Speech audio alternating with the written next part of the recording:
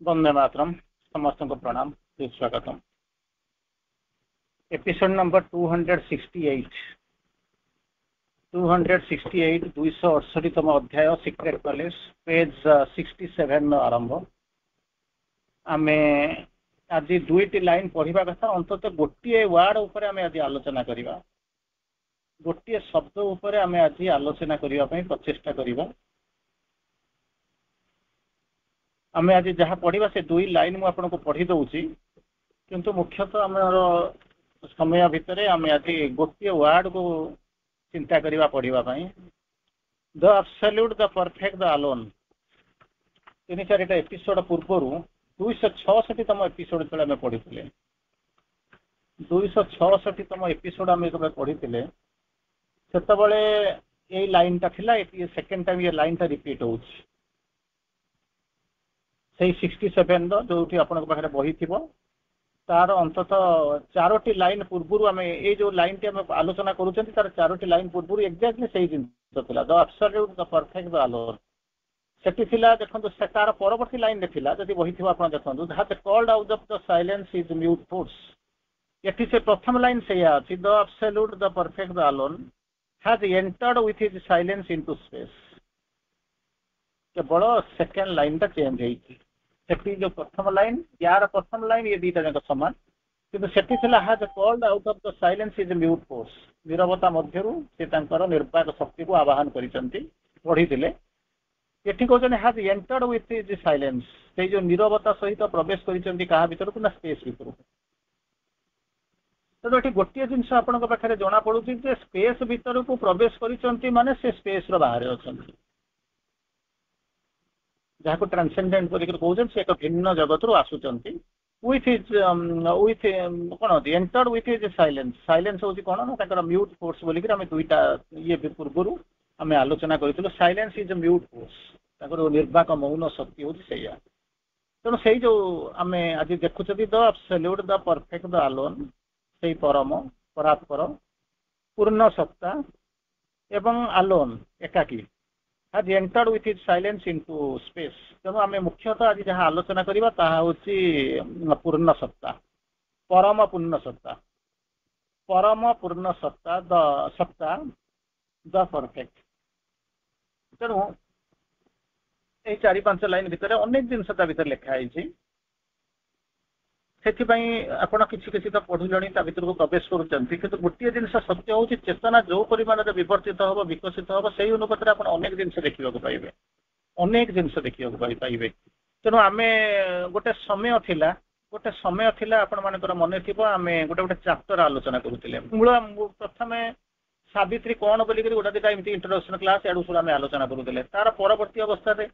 आमे आलोचना करले मन करंतु 49टा सब्जेक्ट चैप्टर अछि केंटो ताकू आमे आलोचना करले तार परवर्ती अवस्था रे आमे गोटे दिटा पेज आमे आलोचना करूथिले तार परवर्ती समय रे आमे गोटे दिटा लाइन आलोचना करूथिले आज अंततः आपन पाखरे गोटे शून्य समय आसीची गोटे शब्द को आलोचना करिबा देखिबा ता भीतर कोनटा अछि the absolute the perfect the alone has entered with his silence into space तार अर्थ होची या तार अर्थ होची जे सही परात्पर पूर्ण सत्या परम एक तांका नीरवता सहित व्योम मध्य को प्रवेश करिसंती व्योम मध्य को प्रवेश करूचंती एटा इंडिकेट करूचंती जे सी अछंती कोडी ना व्योमर बाहर ऊर्ध्वरू पशुचंती जेमिति विभिन्न प्रकार मीडियम जेमिति आपण इथर फायर ए सब जो मीडियम देखुचंती सिक्स सही गुडा स्पेस भीतर को से प्रवेश करूचंती ऊपर किंतु सांगरे नै करी आछंती कोन ना निजर सत्ता तापर तापु गत थर जो आलोचना करथिले कोन ना called out of his silence his mute force से जो नीरवता एक्टिव थिला किंतु इनएक्टिव भला जणा जाउची तारी तांकरी भीतर थिला अनमुव्ड थिला तकु डाकी करी आह्वान करी तांक पाको सम्मान पठै ताको कहजे डाकी करी आनुचंती वर्तमान डाकीले उठाइले जागरण कले सब जगह ठीक थिला वर्तमान कोदिन स्पेस भीतर को प्रवेश करूचंती स्पेस भीतर को प्रवेश करूचंती आमे तार जो दुईटी शब्द जो अछि द एब्सोल्यूट द परफेक्ट ए जो जिनस ऊपर आमे देखिबा श्री अरविंद एक्जेक्टली कोन बुझेबा को चाहउचंती से दुईटा शब्द बोले आपण कहबे मु भी मध्य परफेक्ट कहना मु परफेक्ट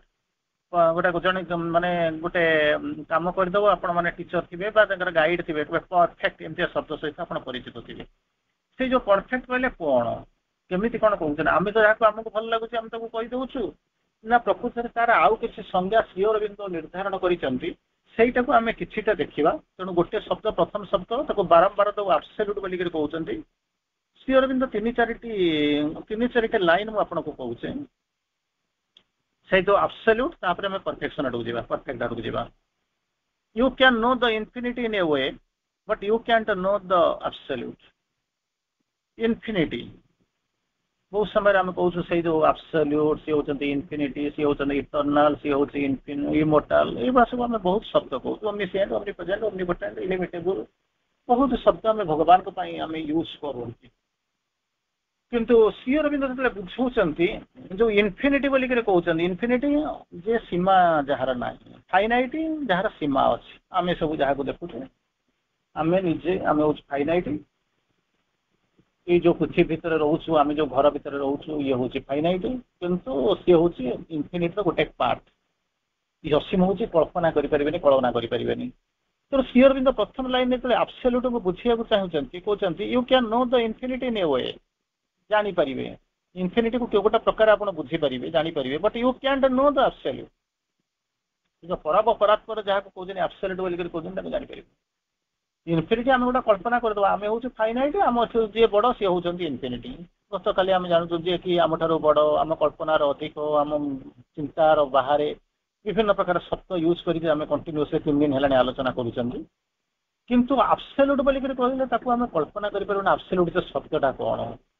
शब्दटा कौन से भाया गोटे परफेक्ट गोटे शब्द आसो परफेक्ट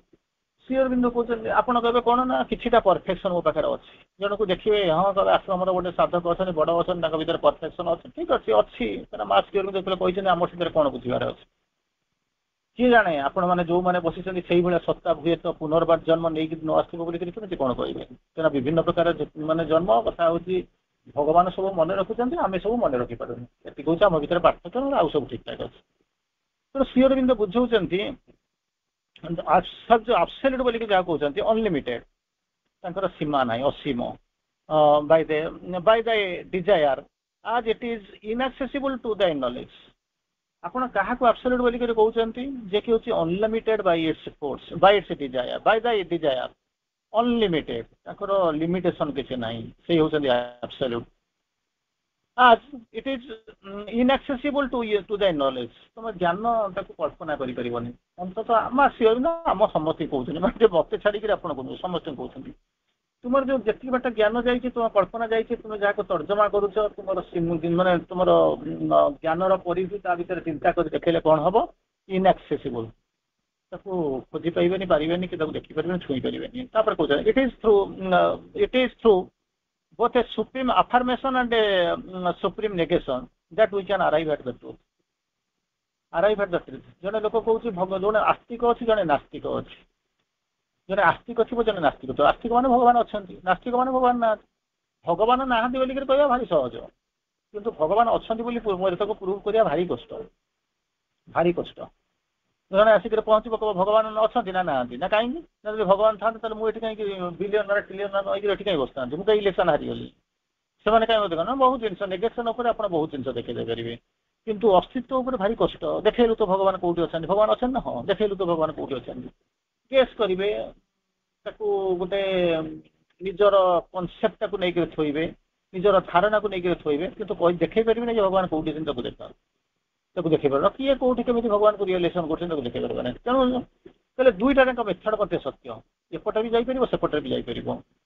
पॉजिटिव वे जापर नेगेटिव वे जापर प्लस रे प्लस गुणिले प्लस माइनस रे माइनस गुणिले भी प्लस बुझाऊँ it is through both a supreme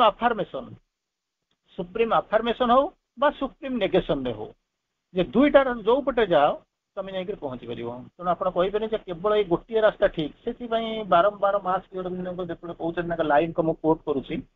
जे आपड़ केवे क्या फॉलो करने को चेष्टा करतुनि जदि साधना करने को चाहूँगी मुझे आपको कहूनी आप मना करूनी आप साधना करुँच कारण आप जो मैंने अच्छा मो आगे से केवल शुणे ता नुहे तार परवर्ती अवस्था अनेक लोक शुणे ये तो जाकर यूट्यूब स्टोर होकर रोचे जी चाहिए खेल କିଛି ଅସୁବିଧା ନାହିଁ। କିନ୍ତୁ ମୋର ଯେତିକି ବାଟ ମୁଁ କହୁଛି, ତେଣୁ ମୁଁ ସବୁବେଳେ ଆପଣଙ୍କୁ ସେଇ କଥା କହୁଛି ଯେ ଆପଣ କୁହନ୍ତୁ ନାହିଁ ଯେ ମୁଁ ଯୋଉ ରାସ୍ତାଟା ଯୋଗାଡ଼ କରୁଛି ସେଇଟା ହଉଛି ଠିକ, ମୁଁ ଯାହା ଜାଣିଛି ତାହା ହିଁ ଠିକ, ଏ ଜିନିଷ କୁହନ୍ତୁ ନାହିଁ। କାରଣ ମୁଁ ଏତିକି, ଆପଣ ଏତିକି କହିପାରିବେ ଯେ ମୁଁ ଏତିକି ବାଟ ଗଲି, ମୁଁ ତା ଦେହରେ ଏଇଆ ଦେଖିଲି, ସେଇଟା ଠିକ, ଆପଣଙ୍କ ପାଇଁ ଠିକ, କିନ୍ତୁ ସେଇଟା ସମସ୍ତଙ୍କ ପାଇଁ ଠିକ ନୁହେଁ। ସମସ୍ତଙ୍କ ପାଇଁ ଠିକ ନୁହେଁ। ମନେ କରନ୍ତୁ ଆପଣ ଇଏ କରୁଛନ୍ତି, ଗୋଟେ ଭାତ ରାନ୍ଧୁଛନ୍ତି, ଏକ୍ଜାମ୍ପଲ ଦଉଛି। ତେଣୁ ଭାତ ରାନ୍ଧୁଛନ୍ତି ଯେତେବେଳେ ଦେଖିଦେବେ ଚାଉଳଟା ନେଇଥିବେ, ଚାଉଳଟା କଣ କେମିତିକା ଚାଉଳ ହୁଏ ତା ଆପଣ ଗୋଟେ ଟେଷ୍ଟ କରୁଥିବେ। ତାକୁ ଧୋଇ ସାରିଲା ପରେ ମଧ୍ୟ ଗୋଟେ ତା ଟେଷ୍ଟଟା କେମିତି କଣ ହେଇଥିବ। ତାକୁ ଯେତେବେଳେ ରୋଷେଇ କରିବାକୁ ଯାଉଥିବେ 50% ରୋଷେଇ ହେଇଥିବ କି 25% ରୋଷେଇ ହେଇଥିବ, ହେଲା କି ନାହିଁ ଟିକେ ଚାକୁଥିବେ। ତାର ପରବର୍ତ୍ତୀ ଅବସ୍ଥାରେ ଟିକେ ଆଉ ଟିକେ ତରକାରୀ କରୁଥାନ୍ତୁ, ଖିଚୁଡ଼ି କରୁଥାନ୍ତୁ, ଯାହା ବି କରୁଥାନ୍ତୁ, ଶେଷ ହେଲା ପର୍ଯ୍ୟନ୍ତ ବା ହେଇକରି ତାପରେ ମଧ୍ୟ ତାର ସଚୁରେସନ ଲିମିଟ ଟପିଗଲା ପରେ ଭାତ ହେଇକରି ଟିକେ ଅଧା ଯାଉ ହେଲା ପର୍ଯ୍ୟନ୍ତ ତା ଟେଷ୍ଟ କରୁଥିବେ। ଆଉ ଦେଖନ୍ତୁ ଚାଉଳ କିଣିବା ଦିନ ଠାରୁ ଆରମ୍ଭ କରି ଇଭେନ ମାନେ ଚାଉଳର ରୋଷେଇ କରିକି ଖାଇସାରିଲା ପର୍ଯ୍ୟନ୍ତ ଯେତେ ଥର ଟେଷ୍ଟ କରିଥିବେ ସବୁ ଗୁଡାକର ଟେଷ୍ଟ ଅଲଗା ଅଲଗା ଆସିଥିବ। ତେଣୁ ଆପଣ କହିପାରିବେନି ଯେ ମୁଁ ଯେତିକି ଜାଣିଛି ସେ ଯୋଉ ଚାଉଳ ଚାଖିବା ବାଟ ପର୍ଯ୍ୟନ୍ତ ଯାଇଛି ମାନେ ସେଇଟା ଠିକ ତାପରେ ଯାଇଛି। ଚାଉଳ ଚାଖିବା ଠାରୁ ଆରମ୍ଭ କରିକି ଅନେକ ସ୍ତର ଗଲା ପରେ ଖାଇଲା ପରର ଅବସ୍ଥା ଯୋଉଟା ଯାଉ ହେଲା ପର୍ଯ୍ୟନ୍ତ କେତେ ସ୍ତର ଅଛି, କେତେ ଥର ଟେଷ୍ଟ କରାଯାଇଛି, maybe number of infinity number of times. ସେଠି ଆପଣ କୁହନ୍ତୁ ଯେ ମୁଁ ଯେତିକି ବାଟ ଚାଖିଛି ସେଟା ମୋ ପାଇଁ ଠିକ, ଆପଣ କହିବେନି ଯେ ମୁଁ ଯାହା ଜାଣିଛି ସେଇଟା ହଉଛି ଠିକ ତାପରେ ଆଉ କିଛି ନାହିଁ, ସେମିତି କୁହାଯାଇ ପାରିବନି। କାରଣ ଏହାର ଶେଷ ନାହିଁ, ଶେଷ ନାହିଁ। ସେଇଥିପାଇଁ ଶ୍ରୀ ଅରବିନ୍ଦ କହୁଛନ୍ତି ଆପଣଙ୍କର ନେଚର ପର୍ସନାଲିଟି ସମସ୍ତଙ୍କର ଅଲଗା ଅଲଗା। ତେଣୁ ଯେହେତୁ ନେଚର ଆଉ ପର୍ସନାଲିଟି ଅଲଗା ଅଲଗା, ସମସ୍ତେ ଗୋଟାଏ ପ୍ରକାର ଧାରଣା ଭିତରେ ଯିବେ ନାହିଁ, ସମସ୍ତେ ଗୋଟେ ପ୍ରକାର କନକ୍ଲୁଜନ ଡ୍ର କରିବେ ନାହିଁ, କିମ୍ବା ସମସ୍ତେ ମଧ୍ୟ ଗୋଟାଏ ପ୍ରକାର କଥା ମଧ୍ୟ କହିବେ ନାହିଁ। କାରଣ ସମସ୍ତଙ୍କର ଜିନିଷ ହଉଛି ଆବସଲ୍ୟୁଟଲି ଅଲଗା ଅଲଗା। ସେଥିପାଇଁ କହୁଛନ୍ତି ଇଟ୍ ଇଜ ଥ୍ରୁ ବୋଥ ଦିଟା ଯାକ, ସୁପ୍ରିମ ନେଗେସନରେ ଯାଇ ଗଲେ ହବ, ସୁପ୍ରିମ ଆଫର୍ମେସନରେ ହଉ, ଆମେ କଣ କରିବା, ୱି କ୍ୟାନ୍ ରିଚ୍ ଦ ଆବସଲ୍ୟୁଟ। ଦ୍ୱିତୀୟ ପର୍ଯ୍ୟାୟକୁ ଆପଣମାନଙ୍କୁ ସ୍ୱାଗତ। ତେଣୁ ଦୁଇଟା ଯୋଉ ମେଥଡ କହିଲେ, ସେଇଥିପାଇଁ କୋଉ ମେଥଡ ଭଲ କୋଉ ମେଥଡ ଖରାପ ତା ଭିତରେ ମଧ୍ୟ ଆପଣଙ୍କର ଆମର କିଛି ଧାରଣା ନାହିଁ। କେବଳ ଆମେ ଜାଣିଛନ୍ତି ଗୋଟିଏ ଜିନିଷ ଆମକୁ ଦିଆଯାଇଛି, କଣ ଆମକୁ ଚାଲିବା ପାଇଁ ପ୍ରସ୍ତୁତ ହେବା ପାଇଁ ପଡ଼ିବ, ସଂକଳ୍ପ ନେବାକୁ ପଡ଼ିବ, ଭଗବାନଙ୍କୁ ବିଶ୍ୱାସ କରିବାକୁ ପଡ଼ିବ, ତାଙ୍କର ହାତରେ ଛାଡ଼ିଦେବାକୁ ପଡ଼ିବ। ତେଣୁ ଆମ ପାଇଁ ଯୋଉଟା ଭଲ ସିଏ ଆମକୁ ତାକୁ ନେଇକରି ଯିବେ। ତାର ପରବର୍ତ୍ତୀ ଅବସ୍ଥାରେ କହୁଛନ୍ତି ଦାଉ ମଷ୍ଟ ବି ବିୟଣ୍ଡ ଷ୍ଟେଟ୍ ବିଫୋର ଦାଉ କ୍ୟାନ୍ସ ଏଣ୍ଟର ଇଣ୍ଟୁ ଦ କଣ ହଉଛନ୍ତି ପରାତ୍ପର ବ୍ରହ୍ମ। ଦାଉ ମଷ୍ଟ ବି ବିୟଣ୍ଡ ଦ ଷ୍ଟେଟ୍। ଯୋଉ ଯୋଉ କଳ୍ପନାକୁ ନେଇକରି, ଯୋଉ ସ୍ୱପ୍ନକୁ ନେଇକରି, ଯୋଉ ଚିନ୍ତନକୁ ନେଇକରି ଆପଣ ମାନେ ଅଛନ୍ତି ବା ମିଶିଛନ୍ତି ବା ଯାହା ତାକୁ ଆପଣ କରୁଛନ୍ତି, ସେଇଟାକୁ ଶେଷ ବୋଲି କୁହନ୍ତୁ ନାହିଁ। ମୁଁ ଯୋଉଥିରେ ଅଛି ସେଇ ଦୃଷ୍ଟିରେ ମୁଁ ଦୁନିଆକୁ ଦେଖିବି, ଆଉ ସେଥିରେ ଖୋଜି ପାଇବି, କେବେ ସମ୍ଭବ ନୁହଁ, କେବେ ସମ୍ଭବ ନୁହେଁ। ଆଜି ଗୋଟେ ଛୋଟିଆ କଥାଟେ ଥିଲା, ମୁଁ କୋଉଠି କାହାକୁ କହୁଥିଲି, ସୁନ୍ଦର କଥାଟେ ମାନେ ଗୋଟେ ଜାଗାରେ କହୁଥିଲି। ଜଣେ ଜ୍ଞାନୀ ଲୋକଟେ ଥିଲା, ବହୁତ ପଢାପଢି କଲା, ପୋଥି ଜ୍ଞାନ ବହୁତ ଜିନିଷ ପଢିଲା। ପଢାପଢି କରିସାରିକି ସେ ଲୋକ କଣ କଲା ନା ଦେଖିଲା କିଛି ତାର ଡିଭାଇନ ରିଅଲାଇଜେସନ ହଉନି, ସୁପ୍ରିମ ରିଅଲାଇଜେସନ ହଉନାହିଁ। ତେଣୁ ସେ କଣ କଲା, ଉଠିକିରି ଗଲା, ଯାଇକିରି ଜଣେ କହିଲା ସିଦ୍ଧ ଗୁରୁ ଜଣେ ଖୋଜିବି। ଆଉ ତେଣୁ ଯାଇକି ସେ ଗୋଟେ ସିଦ୍ଧ ଗୁରୁକୁ ଯାଇକିରି ଖୋଜିଲା। ତାକୁ ଯାଇ ପଚାରିଲା ଜଣକୁ, ସେ ସବୁ ତାକୁ କହିଲେ ଯେ ଏଇ ଜାଗାରେ ଏଇ ହଉଛନ୍ତି ସିଦ୍ଧ ଗୁରୁ, ଯାଇ ପହଞ୍ଚନ୍ତୁ। ସେ ସବୁ ଯାଇକିରି ଖୋଜି ଖୋଜି ପହଞ୍ଚିଲା। ଯାଇକିରି ପହଞ୍ଚିଲା ଯେ ସେ ଦେଖିଲା ସେ ଗୁରୁ ଭଳିଆ ଜଣା ପଡୁନାହାନ୍ତି, ବୁଢା ଲୋକଟି ସଂସାର ଭିତରେ ରହିଛନ୍ତି, ଏମିତି କଣ ଅଛନ୍ତି। ଯାହା ହଉ ଜଣେ ପଠେଇଛନ୍ତି, ଗୋଟେ ଫରୱାର୍ଡ କରିକି ତାଙ୍କ ପାଖକୁ ପଠେଇଛନ୍ତି। ଯେତେବେଳେ ସେ ତାଙ୍କ ପାଖରେ ଯାଇକିରି ପହଞ୍ଚିଲେ ଏବଂ ତାଙ୍କୁ ଯାଇକିରି ପଚାରିଲେ, କହିଲେ ଆଜ୍ଞା ମୁଁ ଏଇଭଳିଆ ପ୍ରୋବ୍ଲେମ ହେଇଛି, ମୋ ରିଅଲାଇଜେସନ ଆସୁନି, ମତେ କଣ କରିବାକୁ ପଡିବ। ସେଠୁ ତାପରେ ସେ କହିଲେ ଏଇଟା ରିଅଲାଇଜେସନଟା ଆସିବାଟା ସରଳ ଜିନିଷ, କିଛି ବ୍ୟସ୍ତ ହବା ଦରକାର ନାହିଁ, ବ୍ୟସ୍ତ ହବା ଦରକାର ନାହିଁ, ତ ଆସିଯିବ। ନା କେମିତି କଣ ଆସିବ? ଗୋଟେ କାମ କର, ଗୋଟେ ଛୋଟିଆ କାମ ମୋ ପାଇଁ କରିଦେ, ମୁଁ ତାପରେ ତତେ କହିଦେବି। ତା କଣ, ମୋର ଟିକେ ପାଣି ଦରକାର, ପାହାଡ ଉପରେ ବର୍ଷା ହଉଛି, ତୁ ଟିକେ ଯିବୁ ପାଣି ଟିକେ ନେଇ ପଳେଇ ଆସିବୁ। କହିଲା ହଁ ଏଇ କାମଟା ମୁଁ କରିଦେବି। ସେଠୁ ଗଲା, ଗୋଟେ ପାତ୍ର ନେଇକରି ଗଲା, ପାହାଡ ଉପରକୁ ଚଢିଗଲା। ପାହାଡ ଉପରକୁ ଯେତେବେଳେ ଚଢିଗଲା, ଚଢି ଚଢିକା ଗଲା, ଯାଇକିରି ପହଞ୍ଚିଲା ବେଳକୁ ବର୍ଷା କମି ଯାଉଛି, କିନ୍ତୁ ପାଣି କୋଉଠି ଖୋଜିକିରି ପାଇଲାନି। କାରଣ ଯୋଉ ପାଣି ଗୁଡାକ ପାହାଡ ଉପରେ ବର୍ଷା ହେଇଥିଲା, ସେ ଝରିକିରି ତଳକୁ ପଳେଇ ଆସିଲାଣି। ସେଠୁ ଏମିତି ଗଲା, ଦେଖିଲା, ଚେଷ୍ଟା କଲା, କିନ୍ତୁ କୋଉଠି କିଛି ପାଇଲାନି। ସେଠୁ ଆସିକିରି ଗୁରୁଙ୍କୁ ଆସି ପହଞ୍ଚିଲା, କହିଲା ସମସ୍ୟା ହଉଛି ଏଇଆ, ପାଣି ପାଇଲେନି, ପାଣି ଗୁଡା ତଳକୁ ଗଡିଗଲାଣି, ତେଣୁ ମୁଁ ପାଇଲି ନାହିଁ। ସେଠୁ ଗୁରୁ କହିଲେ ଠିକ କରିଛୁ, ତୁ ପାଇବୁ ନା, ତୋ ସମସ୍ୟା ହଉଛି ଏଇଆ। ନା କଣ ନା, ମୁଁ ସେଇଥିପାଇଁ, ମୁଁ ଜାଣିଛି ତୁ ପାରିବୁ ନା, ମୁଁ ତତେ ସେଇଥିପାଇଁ ପଠେଇଥିଲି। କହିଲେ ଆପଣ ଜାଣିଛନ୍ତି ମୁଁ ପାଇବିନି, ପଠେଇବି କାହିଁକି? ନା ତୁ ଯଦି ତୋର, ତାହେଲେ ମୋ ପାଖକୁ ଆସିଲୁ କାହିଁକି? ତତେ କେହି ଜଣେ ପଠେଇଲେ, ତୁ ଆସିଲୁ ଏଠିକି କିଛି ପାଇବା ପାଇଁ, ପାଉନଥିଲୁ ବୋଲି ଏଠିକି ପାଇବାକୁ। ନା କଣ ନା, ମନେକର ବର୍ଷାଟା ହେଲା କୋଉଠି, ବାଦଲ ଖଣ୍ଡଟା ଯାଇକିରି ବାଡେଇ ହେଲା ପାହାଡରେ ଏବଂ ବର୍ଷା ଝରି ପଡିଲା। ଝରି ପଡ଼ିଲା ପରେ ସେ କାହିଁକି ତଳକୁ ପଡ଼ିଲା ଉପରେ କାହିଁକି ରହିଲା ନା ଉପରେ ଷ୍ଟୋରିଂ କାପାସିଟି ନଥିଲା ସେଟା ତୀଖଟା ଉପରକୁ ଅନେଇଥିଲା ଆକାଶକୁ ଅନେଇଥିଲା ସେ ତାର କଣ କଲା ତା ଦେହରେ ବାଡେଇ ହେଲା କିନ୍ତୁ ତଳକୁ ପଳେଇ ଆସିଲା ତଳେ ଷ୍ଟୋରିଂ ୟୁନିଟ ରଖିବା ପାଇଁ ତାକୁ ଜାଗା ଥିଲା ବୋଲି ତଳକୁ ପଳେଇ ଆସିଲା ଝରଣା ଉପରେ ଝର ହେଇକି ରହିଲା କହିଲା ବୁଝିପାରିଲୁ ନା ନାଇଁ ହଁ କହିଲା ଉପରଟାକୁ ଯିଏ ଚଢୁଛି ଯୋଉ ପାହାଡଟା ତାର ଭିତରେ ଗୋଟେ ଅହଙ୍କାର ଅଛି ଯୋଉ ଅହଙ୍କାରଟାକୁ ନେଇକରି ସେ କଣ କଲା ନା ମୁଣ୍ଡ ନୁଆଇବା ପାଇଁ କେବେ ପ୍ରସ୍ତୁତ ହେଲା ନାହିଁ ଯେହେତୁ ସେ ମୁଣ୍ଡ ନୁଆଇବାକୁ ପ୍ରସ୍ତୁତ ନ ହେଲା ଉପରକୁ ଚଢିଲା କିନ୍ତୁ ତାର ଷ୍ଟୋରେଜ କାପାସିଟି ନଥିଲା ପାଣିଟା ବାଡେଇ ହେଇକରି ତାକୁ ଥୋଇ ଦେଇକରି ଗଲା ହଉଥିଲା କିନ୍ତୁ ତାକୁ ରଖିପାରିଲା ନାହିଁ ଯିଏ ମୁଣ୍ଡ ନୁଆଇଲା ଯାହାର ଇଚ୍ଛା ହେଲା ରଖିବା ପାଇଁ ସେ ତାକୁ ଖୋଜିକରି ପାଇଲା କହିଲା ବୁଝିଲୁ ନା ହଁ ସେ ଲୋକ ବୁଝିଗଲା ପାଠଶାଠ ପଢିଛି ଜ୍ଞାନ କହିଲା ବୁଝିଗଲା କହିଲା ବୁଝିପାରିଲୁ ନା ନାଇଁ ହଁ ତୁ ପାଠ ସାଢେ ପଢିଲୁ ବୋଧି ଜ୍ଞାନ ତୋ ଭିତରେ ଆସିଲା ପାହାଡ ଭଳିଆ ତୀଖ ହେଇଗଲୁ ଉପରକୁ ଚାହିଁଲୁ କିନ୍ତୁ ନମ୍ର ହେଲୁ ନାହିଁ ମୁଣ୍ଡ ନୁଆଇଲୁ ନାହିଁ ତୋ ଭିତରେ ଗ୍ରହଣଶୀଳତା ନଥିଲା ଗ୍ରହଣଶୀଳତା ନାହିଁ ତୁ ରଖିଥାନ୍ତୁ କେମିତି ତେଣୁ ସବୁ ଯାକ ପାଣି ତଳକୁ ଗଡିଗଲା ତଳେ ବରଂ ସୁରକ୍ଷିତ ହେଇକରି ଖାଲଟା ଅଛି ସେଥିରେ ବରଂ ପ୍ରିଜର୍ଭ ହେଇକି ରହିଛି କିନ୍ତୁ ତୁ ରଖିପାରିଲୁନି ଇଏ ସେଠୁ କହିଲା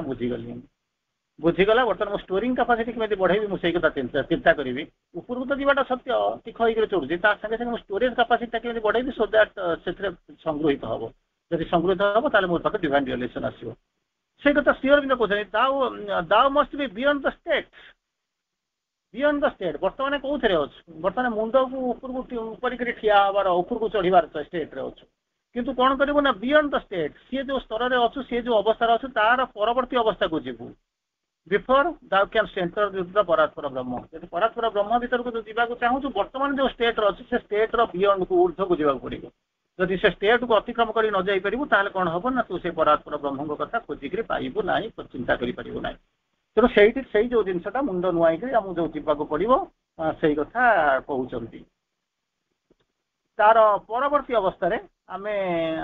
ଆଉ ଗୋଟେ ଜିନିଷ ଦେଖିବା ଆଉ ଗୋଟେ ଦିଟା ଜିନିଷ ଦେଖିବା ପୁଣି ତାର ପୂର୍ଣ୍ଣତା ପାଠଟାକୁ ଆମେ ଆସନ୍ତା କାଲି ଆଡକୁ ରଖିବା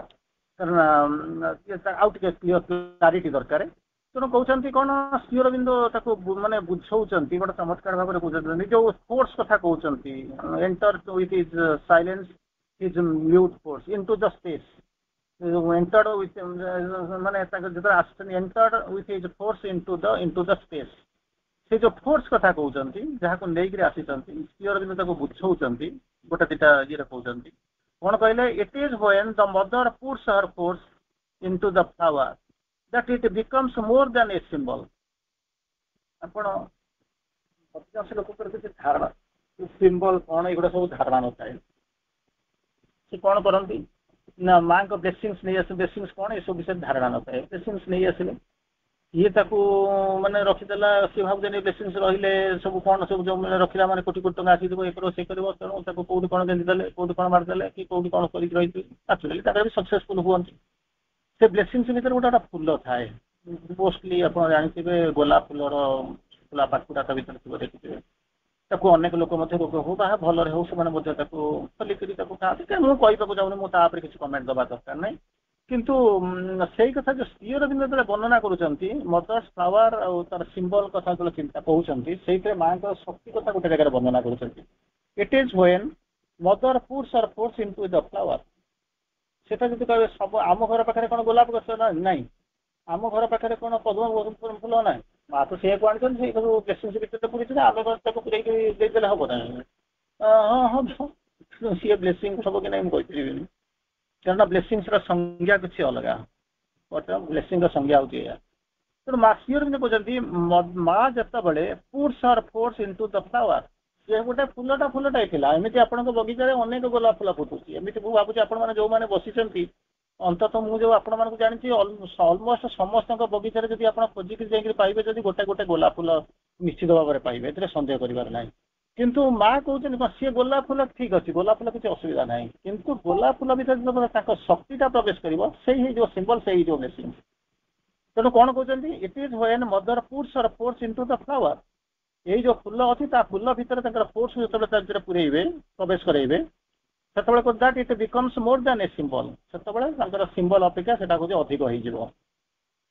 ଇଟ୍ then can become very effective if there is a receptivity in the one who receives ଏଟା ସମସ୍ତଙ୍କ ପାଇଁ ସମାନ ନୁହେଁ କାରଣ ଅଧିକାଂଶ ସମୟରେ ଆପଣ କଣ ହୁଏ କି ଆପଣ ମାନେ ଜାଣିଥିବେ ଦେଖିଥିବେ ଯେତେବେଳେ ପଣ୍ଡିଚେରୀରେ ଆପଣ ମାଙ୍କ ଥିଲା ବର୍ତ୍ତମାନର ଅବସ୍ଥା ଅଲଗା ଥିଲା ମାଙ୍କର ଫିଜିକାଲ ଅବର୍ତ୍ତମାନ ଯୋଗୁଁ ମୁଁ କହୁଛି ଚାକିରି କଥା କହୁଛି ଯେତେବେଳେ ମାଙ୍କର ରୁମ୍ ବା ଶ୍ରୀଅରବିନ୍ଦଙ୍କ ରୁମ୍ ଦର୍ଶନ କରି ଯେତେବେଳେ ଆପଣ ବାହାରି ଆସିଥିବେ ସେତେବେଳେ କେହି ଜଣେ ଆପଣଙ୍କୁ ବ୍ଲେସିଂ ଦଉଥିବ ମେସେଜ କାର୍ଡ ଦଉଥିବ ସେତେବେଳେ ସେ କଣ କରିବ ନା ସବୁ ଯାକ ଆଣିକିରି ଗୋଟେ ଟେବୁଲ ଥୁଆ ହେଇଥିବ ତାଙ୍କ ଆଗରେ ସେ ତା ଦେହରେ ଥୋଇଦେବେ ଆପଣ ଗୋଟେ ଧରନ୍ତି ଚାଲିଯାଆନ୍ତି ଏଇଟା ହେଇଥିବ ଆପଣ ଦେଖିଥିବେ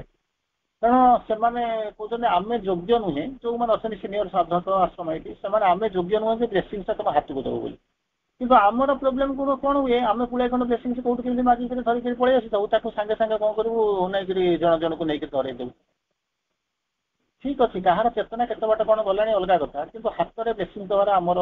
ମାନେ ଶକ୍ତି ସାମର୍ଥ୍ୟ ଆମର ପ୍ରକୃତରେ ନାହିଁ ଆମେ ଦବା କଥା କିନ୍ତୁ ଦେଇଦଉ କିନ୍ତୁ ଆମେ ଦେଇଦଉଛୁ ଦେଇଦେବାର କାରଣ ହଉଛି କଣ ଆମେ ଭାବିକିରି ଦେଇଦଉଛୁ କିମ୍ବା ଅଜ୍ଞାନତା ବଶରେ ଦଉଛୁ କିନ୍ତୁ ପ୍ରାକ୍ଟିକାଲି ଏସବୁ ଜିନିଷ କରିବା କଥା ନୁହେଁ ସେଇ ଜିନିଷଟାକୁ ମା ଯେତେବେଳେ ତାଙ୍କ ଶବ୍ଦରେ ବୁଝାଉଛନ୍ତି କଣ କହୁଛନ୍ତି ମାନେ it is when mother puts into the flower କେମିତି ଦଉଛନ୍ତି ଆପଣ କହିବେ ଏଇ ଜିନିଷଟା ମୁଁ ଦେଇଦଉଛି ସେ ଦଉଛି ମାଙ୍କର ସ୍ପର୍ଶ ଅଛି ମଦର ହାଜ୍ ଦ ଡାଇରେକ୍ଟ ଟଚ୍ ତା ଭିତରେ ଗୋଟେ ଟଚ୍ ରହୁଛି କଣ ଯେତେବେଳେ ମା ତାଙ୍କର ଶକ୍ତିକୁ ସେଇ ଫୁଲ ଭିତରେ ପୁରଉଛନ୍ତି that it becomes more than a symbol ସେତେବେଳେ ସେ କଣ କରୁଛନ୍ତି ସେ ଶକ୍ତି ଯୋଉ ଫୁଲଟା ସିମ୍ବଲ ଠାରୁ ଅଧିକ ହେଇଯାଉଛି ସେତେବେଳେ କଣ ହଉଛି ଇଟ୍ then can be very effective ସେଇ ଯେତେବେଳେ ମାଙ୍କର ଫୋର୍ସଟା ସେ ଫୁଲ ଭିତରେ ପଶୁଛି ସେତେବେଳେ ଯେତେବେଳେ ସିମ୍ବଲ ଠାରୁ ଅଧିକ ହେଇଯାଉଛି ସେଟା ବହୁ ପରିମାଣରେ ଇଫେକ୍ଟିଭ ହେଉଛି କ୍ରିୟାଶୀଳ ହେଉଛି କିନ୍ତୁ ଗୋଟିଏ କଣ୍ଡିସନ ଯଦି ରିସେପ୍ଟିଭିଟି ଅଛି ଯିଏ ରିସିଭ୍ କରୁଛି ତା ଭିତରେ ରିସେପ୍ଟିଭିଟି ଅଛି ଆପଣ ନେଇ ଯାହାକୁ ନେଇ ତାକୁ ଦେଇଦେଲେ ସେ ତାର ପକେଟଟା ପୁରେଇ ଦେଲା ନହେଲେ କୋଉଠି ବାଟରେ ପକେଇ ଦେଇକି ଚାଲିଗଲା ସେ ପକେଇ ଦେଇ ଚାଲିଗଲା ଭାରି କଷ୍ଟ ଲାଗିବ ଆପଣ ଦେଖୁଥିବେ ଭାରି କଷ୍ଟ ଲାଗୁଥିବ କିନ୍ତୁ ଆପଣ ଦଉଥିବେ ଆମେ ଏମିତି ଅଧିକାଂଶ ସମୟରେ ଗୋଟେ ଜାଗାରେ କଣ କରୁ ଠିକ ଭୁଲ ତ ଆମ ମନରେ ଆମେ କଳ୍ପନା କରିବା ଠିକ ନୁହେଁ ଆମେ ଅବଶ୍ୟ ଗୋଟେ ଭଲ ଉଦ୍ଦେଶ୍ୟ ନେଇକରି ଆମେ ଯାଉ ନ୍ୟାଚୁରାଲି ଗୋଟେ ଭଲ ପର୍ପସ୍ ନେଇକରି ଆମେ ସେଠିକି ଯାଇଥାଉ ପର୍ପସଟା ହଉଛି କଣ ନା ଯେତେବେଳେ ଆମେ ଯାଉ ସେତେବେଳେ ଭାବୁଛୁ ଗୋଟେ କଲେଜକୁ ଯିବା ଗୋଟେ ସ୍କୁଲକୁ ଯିବା କିମ୍ବା ଗୋଟେ ଅର୍ଗାନାଇଜେସନ ଭିତରକୁ ଯିବା ସେଠି ଆମେ ସ୍ୱପ୍ନ ଆଉ ଯୋଉ ମ୍ୟାଡନେସ୍ ତାକୁ କଣ କରିବା ଟିକେ କହିବା ତାପରେ ଆମେ କଣ କରିବା ସେ ଯୋଉ ଲିଫଲେଟ ଖଣ୍ଡେ ଖଣ୍ଡେ ଦବା ତାକୁ ନେଇକରି ଗଲେ କିନ୍ତୁ ସାଧାରଣ ଭିତରେ ରିସେପ୍ଟିଭିଟି ଯଦି ଯିଏ ରିସିଭ୍ କରୁଛି ସେମାନେ ତ ନେଇଯିବେ ସାମ୍ନାରେ ନେଇଯିବେ ବା ବୁଲେଇ ପଳେଇବେ ଯୋଉମାନେ ନେଇଯାଉଛନ୍ତି ସେମାନେ କଣ କରିବେ ଯେ ପିଲାମାନେ ଯାଇକିରି ପହଞ୍ଚିଲେ ସେଠୁ ତାଙ୍କର ବସିକିରି ପହଞ୍ଚିଥିବେ କାରଣ ଆମେ ବି ଅନେକ କଲେଜ ସ୍କୁଲ ଯାଇକିରି ପ୍ରୋଗ୍ରାମ କରିଛୁ ଯାଉଛୁ ଆମର ଉଦ୍ଦେଶ୍ୟ ଭଲ ଉଦ୍ଦେଶ୍ୟ ଅଛି ଯାହାକୁ ଟିକେ ପଢନ୍ତୁ କି ଜାଣନ୍ତୁ ଯାହା ଯେମିତି ହବ ଗୋଟେ କହୁଛୁ ଟିଚର ମାନଙ୍କ ଠାରୁ ପ୍ରିନ୍ସିପାଲ ପରମିଶନ ନଉ ଯାଇ କରୁଛୁ କିନ୍ତୁ ଆମେ ବାହାରକୁ ଆସିଯାଉ ଦେଖୁଛୁ ମନେ କରନ୍ତୁ ଗୋଟେ ରୁମ୍ରେ ଆମେ 200 400 500 ପିଲାଙ୍କୁ ବସେଇ ଦେଇକରି କରିଥିବୁ ତାପରେ ଯେତେବେଳେ ବାହାରି ଆସିବୁ ଆମେ ଯେତେବେଳେ ବାହାରିବୁ ସେମାନେ ଆଗରେ ବାହାରିଯିବୁ ଆମେ ପଛରେ ବାହାରିଯିବୁ ପଛରେ ଆସି ଦେଖିଲା ବେଳକୁ 500 କାର୍ଡରୁ ଅନେକ କାର୍ଡ କଣ କରିବ ସେ ଯୋଉ ରାସ୍ତା ଉପରେ ପଡିଥିବ ତାକୁ ଲୋକ ଚଢିକିରି ଯାଉଥିବେ ଗାଈ ଖାଉଥିବେ ସେ ଇଏ ଗୁଡାକ ପ୍ଲେଟ୍ ଗୁଡାକ ତାକୁ କିଏ ଝାଡୁ ମାରୁଥିବ ଭାରି କଷ୍ଟ ଲାଗିବ ସେତେବେଳେ ବି ଆମେ ଭାବୁଥିବୁ ଯେ ଏଇଟା ସତ୍ୟ କି ମିଥ୍ୟତା ଭଲ କି ଖରାପ ଆମେ ତାକୁ କଳ୍ପନା କରିପାରିବାନି କାହିଁକିନା ଆମେ ଆମ କର୍ତ୍ତବ୍ୟ କରିବାକୁ ଯାଉଛୁ ତେଣିକି ମା କଣ କରିବେ ସେଟା ଅଲଗା ଜିନିଷ କିନ୍ତୁ ଭାରି କଷ୍ଟ ଲାଗେ ଏଇଭଳିଆ ଜିନିଷଟା ମେସେଜଟା ମାଙ୍କ ବ୍ଲେସିଂସ୍ ଅଛି ସିମ୍ବଲ ଅଛି ଆମେ ଯାଇକି ଏତେ ଦେଲୁ କିନ୍ତୁ ଲୋକ କିନ୍ତୁ ସେଇଥିପାଇଁ କହୁଛନ୍ତି ରିସିଭରର ରିସେପ୍ଟିଭିଟି ଉପରେ ନିର୍ଭର କରୁଛି ମାଙ୍କର ସେଇ ସ୍ପର୍ଶ ଅଛି ସେଟା କାମ କରୁଛି କିନ୍ତୁ ଅଧିକାଂଶ ସମୟରେ ଆମେ ରିସେପ୍ଟିଭ ହେଲୁଣି କି ଆମେ ଯୋଉ ରିସିଭର ହେଇକି ତାଙ୍କ ରିସେପ୍ଟିଭିଟି ଆମ ଭିତରେ ଯୋଉ ଜିନିଷ ସେ ଜିନିଷ ଆମ ଭିତରେ ଆସିଲାଣି କି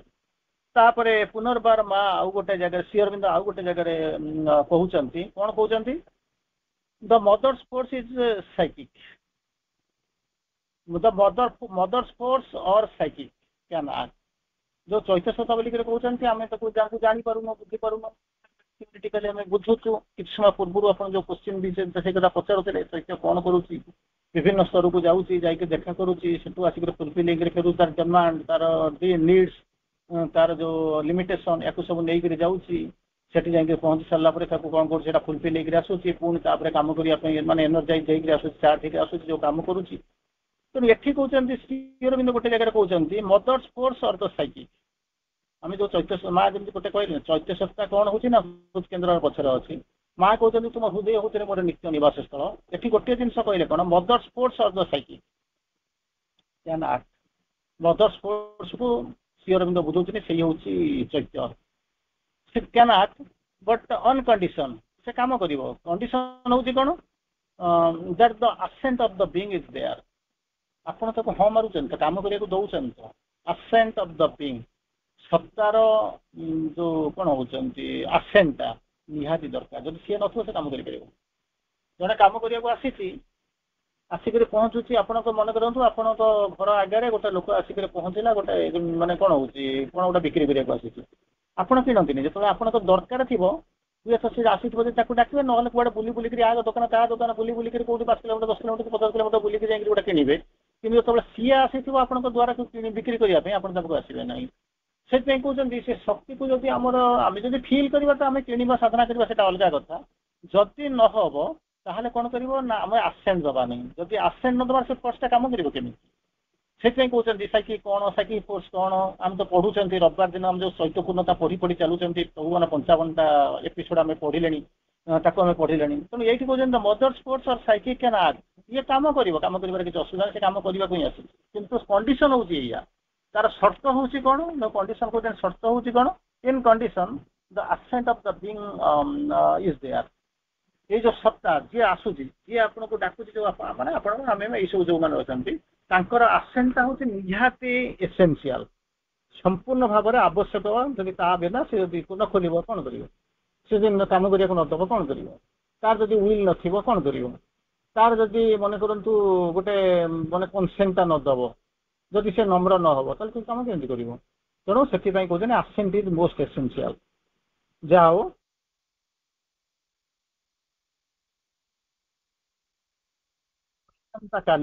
ଆସନ୍ତାକାଲି ଆଉ ସେ ପୂର୍ଣ୍ଣ ଯୋଉ ସେକେଣ୍ଡ ପାର୍ଟଟା ରହିଲା ଆଜି ଆମେ ଆବସଲ୍ୟୁଟ ଉପରେ ପଢିଲେ